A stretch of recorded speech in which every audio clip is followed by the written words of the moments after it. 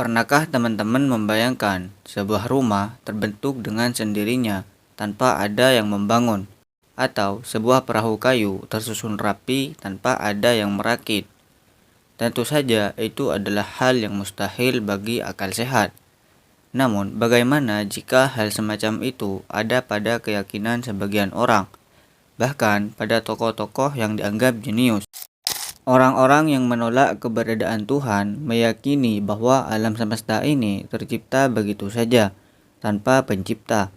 Menurut mereka, terbentuknya alam raya dapat dijelaskan sepenuhnya oleh hukum-hukum sains, tanpa perlu melibatkan Tuhan.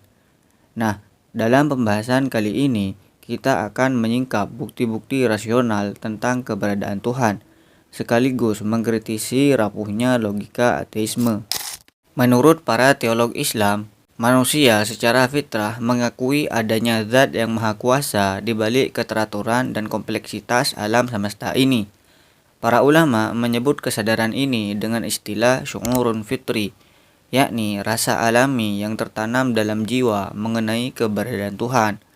Karena itulah pengetahuan tentang adanya Tuhan pada hakikatnya bersifat aksiomatik atau doruri, yaitu pengetahuan dasar yang diterima langsung oleh akal tanpa memerlukan pembuktian panjang. Namun, sebagian manusia justru menolak fitrah ini, bukan karena ketiadaan bukti, melainkan karena kesombongan, hawa nafsu, dan keras kepala. Maka dari itu, dibutuhkan dalil-dalil logis dan argumentasi rasional untuk membungkam penolakan mereka serta mengunggah kembali fitrah yang telah tertutup. Segala sesuatu yang terjadi di alam ini pasti ada penyebabnya. Tidak mungkin ada sesuatu yang muncul secara tiba-tiba tanpa ada yang membuatnya. Ini adalah hukum sebab akibat atau yang disebut dengan hukum kausalitas, prinsip paling dasar yang disepakati akal sehat manusia. Kalau ada sesuatu yang baru terjadi, pasti ada yang menyebabkan itu terjadi. Maka pertanyaannya, siapa yang menyebabkan alam semesta ini ada? Logikanya hanya ada dua kemungkinan. Yang pertama, alam semesta ini menciptakan dirinya sendiri. Yang kedua, ada yang menciptakannya dari luar dirinya. Kemungkinan pertama bahwa alam menciptakan dirinya sendiri adalah mustahil secara rasional karena beberapa alasan. Yang pertama, sesuatu yang belum ada tidak mungkin menciptakan dirinya sendiri, karena untuk menciptakan ia harus sudah ada terlebih dahulu. Yang kedua, mustahil sesuatu mendahului keberadaan sendiri.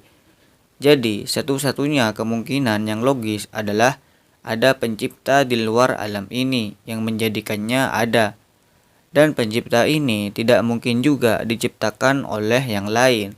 Karena itu akan berujung pada rantai sebab akibat yang tak berujung atau disebut dengan tasalsul yang mustahil secara logika. Sebab jika setiap pencipta butuh pencipta lain sebelumnya, maka tak akan pernah ada awal mula. Seorang fisikawan bernama Stephen Hawking berpendapat bahwa alam semesta muncul karena ledakan besar yang disebut Big Bang. Namun, sekalipun teori itu diterima, tetap saja muncul pertanyaan mendasar yang belum terjawab. Siapa yang menyebabkan ledakan itu? Apa yang menciptakan energi awalnya? Teori itu menjelaskan bagaimana, tapi tidak pernah benar-benar menjawab mengapa atau siapa. Dan disinilah akal sehat kembali menuntun kita kepada keberadaan Sang Pencipta yang tidak bergantung pada apapun, yang menjadi awal dari segala awal. Maka jawaban yang paling logis dan diterima oleh akal sehat adalah keharusan ada satu titik awal, satu pencipta pertama yang tidak diciptakan yang disebut wajibul wujud, yang menjadi sebab segala sesuatu setelahnya, yaitu Allah Ta'ala. Inilah dalil rasional yang kuat tentang keberadaan Tuhan, sebuah prinsip yang tak hanya diyakini oleh orang-orang beriman berdasarkan ajaran agama, tetapi juga dibuktikan oleh akal sehat.